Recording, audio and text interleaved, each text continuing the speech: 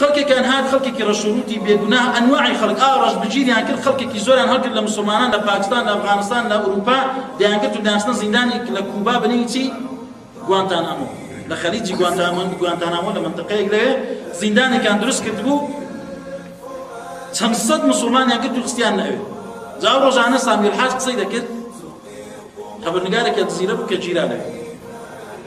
شتێکی جێرایەوە سبحان الله بلا بەڕێزەکانم تەماشا بکەن بزان مڵکی ئەوانە چۆن خوای تەعالی لە بەینی دەبات ئینسان توانای نییە بیجێڕێتەوە دەڵێ کە بردیانی نەئەوێ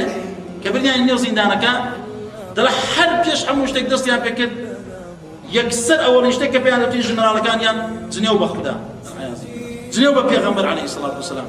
وەک پەڵەی باران جنیان بە خودا و پێغەمبەردا بۆی کە ئەو زیندانیانە عەزیەت کەن و بەڵگو ئەمە بابە وا مەکەن ئێمە قسە دەکەین زیندانێکیش کە فەقیرە هیچ شتێکیشی پێ نییە مسلمانێکی سادەیە گرتویانە بزوري دانوي خسارة جورا كان مثلا لازم استمر بوجبان كنوا أو خسارة كخوات بيانا جا دلك أو بخسمان هذا كدن دانات يان ذاك قفزي شكول يان بدرس كربون دستولاق يان دبس نو هم دست يان بزنجير هم لاق يان بزنجير جري وابو تشندين ساعات نسر خديجة كان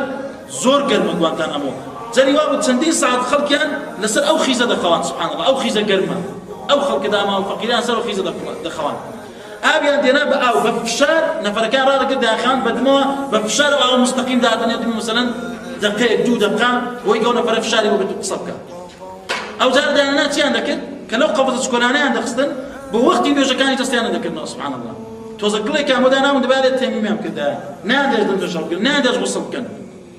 هم زمان وشينا زي حوزي شامبو ده شوية كشامبو جينيج وزي خو حمش تكام سبحان الله تسامي الحاج رد يعني هنا قرآن عندنا معزلة القرآن كان أساسا دريد أنه أساس القرآن كذا نشتغل سانق الله كذا كجواب ما ندى القرآن كان يقول دد كان يقولوا برشق يعني هذا سبحان الله القرآن عندنا ميزان بهذا كذا القرآن عندنا وبرتيان هذا بس أنا كان يشي بلاويه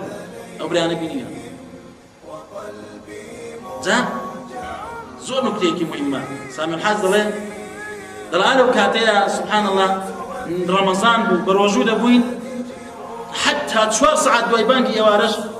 غزاين بندنا تعامل بندنا رجل كمان مشكلة ده شيء زاني ومسلمين بروجو دبين أو زارات دواي شو ساعتك أو عندنا بريدنا بدنا في سبحان الله دل يوابو نيد إخوات ديكون برفيق كانم يوابو بيخوش دكود بعرض هذا كود يوابو دودن كيوبر دكود أبو حالته بلام سبحان الله خايت على بصراحة فرموا ويمكرون ويمكر الله والله خير الماكرين أوان في القلة كذا كان تشبه ديني قرار وصلنا خايت على شفير يعني ذكاء لو زنداني غوانتانامو يا كبو حالة شو بو خلق بو سامي الحاج خبر نقارك عاديبو هات ودر لزندانك بو بموحدك بو بمسلمانك لو انا بايمانك شي وكان لبن هلقنا سبحان الله بخيال خلق امر بيترسينا لنيو زنداني غوانتانامو دا سربازي امريكاي بو مسلمان سبحان الله لنيو زنداني غوانتانامو دا سربازي امريكاي بو مسلمانو اعلاني كربزماني امريكاي خو يشهد ان لا اله الا الله واشهد ان محمد رسول الله تماشابك وبإذن الله تعالى وكو أو باتشا ظالمش ملكي أوانش نامين الدور لبين دتي والله تعالى بشتيان تشكينا وعدي الله وحقا